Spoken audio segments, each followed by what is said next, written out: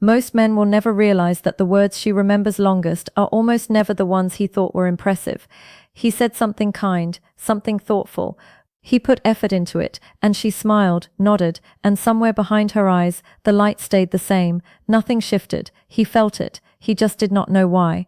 Here is the contradiction no one ever explains. More words do not mean more impact. Saying something clever, something detailed, something that took real thought, none of that guarantees she feels it. 5 specific words said with genuine presence create more emotional memory than an entire conversation full of effort. 5 words, not 5 compliments, not 5 questions. 5 words in a specific order that land in a part of her brain most men never reach. And the 5th one is the one that changes the entire dynamic. Stay with me, because most men never get there. If you have ever said something genuine, something real, and still felt like it didn't quite reach her, that is not a failure of who you are. It is a gap in what you were ever shown. Those are 2 completely different things. Nobody ever taught men that how a word lands matters more than what the word is. Society handed men 2 tools: silence as strength or volume as impression. Neither one creates emotional memory in a woman. Neither one makes the moment stick. He was trying, he was showing up. There was just one layer missing, the psychological layer, and it was never handed to him. That is not his fault. That is a gap in the education most men received about connection. The man watching this right now is not the man who stopped caring. He is the man who is still asking the right questions. That distinction matters more than he knows. This channel exists for one reason: to give men access to female psychology that most of them were never handed. What comes next is not theory. It is pattern, observed, consistent, real. There is a reason certain moments stay with her long after they happen. Researchers studying memory and emotion, including Dr. Daniel Siegel, in his work on interpersonal neurobiology, call it emotional anchoring. When a moment produces genuine feeling, and not routine feeling, but specific unexpected feeling, the brain stores it differently. It does not file it alongside everything else. It tags it. It marks it as significant. And that moment resurfaces in quiet afternoons, in the car on the way home, just before she falls asleep, long after the conversation has ended. 5 specific words said with presence and sincerity do not just communicate a message, they create a moment, and that moment gets anchored. She does not remember what you said at dinner. She remembers that the thing that made her feel genuinely seen. So let me show you exactly what those 5 words are, and more importantly, why each one works on a level she will never fully explain, even to herself. The first word is one that has almost disappeared from men's vocabulary. It is the simplest word in the language, and it is the one most men quietly abandon without realizing it. That word is I. Research into dopamine and reward anticipation shows that clear, direct self-expression sends a neurological signal of confidence and groundedness. When a man says, "I not," we should sometime, or maybe if you want it, but a clean, calm I, her nervous system registers certainty. Certainty is calming. Calm is deeply attractive. Picture a small restaurant, warm lighting, a Friday evening, somewhere neither of them had to rush. He has been circling what he wants to say for 20 minutes.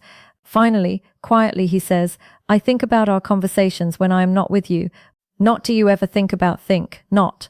I don't know if this is weird, but just she goes quiet, not awkward, quiet, still quiet. When he claims his own voice, no hedging, no apology, she stops waiting for him to collapse under her reaction. She relaxes, and relaxed is where connection begins. But here is where it gets interesting. That one word means almost nothing without the second one. The second word is one most men are afraid to say out loud, because somewhere along the way, men were taught that naming desire is dangerous, that it makes you look needy, that it hands her power over you. That word is want. Dr. Paul Zach's research on oxytocin, the trust and bonding molecule, shows that trust is built not through strength displays, but through honest vulnerability. Saying want, naming desire without apology, signals emotional courage. Her brain registers this as safety, not weakness. Safety. 2 people on an evening trail through a community park. He could say, "We should do this again sometime." Instead, calmly without urgency, "I want to do this again." She does not laugh. She does not look away. She steps slightly closer. He does not notice, but her feet already answered. Want is not desperation, said calmly. Want is one of the most quietly attractive sounds a man can make. It tells her he is not performing indifference. He is present enough to feel something and honest enough to say it. Most men stop here. You should not, because the third word is where everything deepens. Before the third word, a story. Richard is 61, retired high school history teacher, silver-haired, a quiet dresser, recently divorced after 28 years. He lives alone now in a modest house outside Columbus, Ohio. He is a good man. He always was. At a friend's dinner party, he meets a woman named Carol. They end up in the kitchen, just the two of them, leaning against the counter, talking for 40 minutes. She is warm, sharp. She laughs at a bad joke he makes and touches his arm once when she makes a point. When the evening ends, he says, "It was great meeting you." She smiles. She leaves. He meant something else entirely. He meant, "I want to see you again." He meant this felt different. But those words stayed behind his teeth. 3 days later, he is still replaying the kitchen, the way she tilted her head when she listened, the warmth of that one brief touch. He thinks I should have said something real. He sat with it quietly, and he promised himself he would not do that again. The third word, or really two words together, is the signal that changes the entire weight of what is being said. Those words are to see. Dr. Paul Sue Johnson's foundational work in emotionally focused therapy shows that proximity seeking, the genuine desire to move toward someone, is the clearest signal of real attachment. Saying, "I want to see you," rather than hang out or get together, communicates intentionality. Her attachment system responds to intentionality. It tells her, he is not collecting experiences. He is moving toward me, specifically Sunday morning, a coffee shop. She is gathering her jacket to leave. He does not reach for her. He does not suggest a plan. Steady, warm, unhurried. He says, "I want to see you again." She pauses, not because she is deciding, because something registered, and she wants to stay in that feeling for one more second. Those 4 words tell her she is not interchangeable. She is the destination, not an option. That distinction lives in her longer than she expects it to. If this is landing, save this video, because the last 2 pieces are the ones that almost no one ever puts together, and they are the reason this stays with her. And this next one, almost no one talks about it. The 4th word is the one that turns a feeling into a memory. It is the bridge between interest and something she actually carries with her. That word is because. Generic appreciation. "You're great. I really like you." Activates polite acknowledgement. Nothing more. But specific appreciation introduced by because activates something researchers call neural resonance. When someone names something specific about us, our brain registers genuine attention. Mirror neurons fire. We feel felt. Psychologists who study attention and attraction consistently find that specificity is what separates forgettable from unforgettable. They are leaving a bookstore. She has been talking about something she cares about, a quiet opinion she almost kept to herself. He says, "I want to see you again because the way you think about things is unlike anyone I have met in a long time."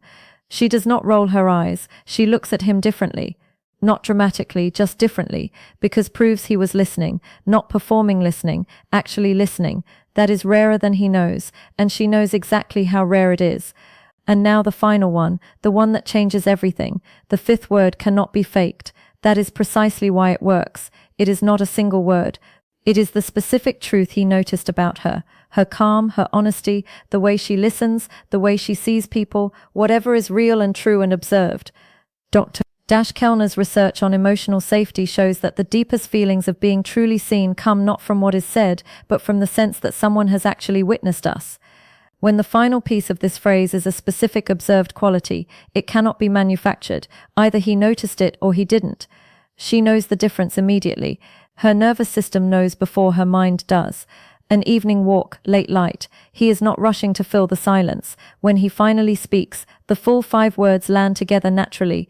"I want to see you again because of your calm, or because of how you see people, or because talking to you is the first time I have felt unhurried in years." She does not respond immediately. She keeps walking, but inside something just got anchored. This is the moment that replays, not because it was perfectly said, because it was true, and she could feel that it was true. That feeling does not leave quietly. 5 words, "I want to see you because," and the specific truth you actually noticed about her together. They do not just communicate interest. They create a moment her brain stores differently than everything else and returns to quietly without her even deciding to. That is not a trick. That is how emotional memory actually works. This is not about scripts or strategies. Real connection is not forced. These words only carry weight when they come from something you genuinely observed and genuinely felt. The moment they become performance, they lose everything. You now see what most men completely miss. The man who understands this does not perform, he simply shows up and says what is true. If this gave you something real, subscribe and share it with someone who is still searching for the right words. Drop the word present in the comments if this shifted something for you today. It tells me this kind of content is reaching the right people. Next, what she notices before you ever say a word. Her eyes are already reading you, and what they are looking for will surprise you. She is already feeling the room. Now you know how to be the reason it changes.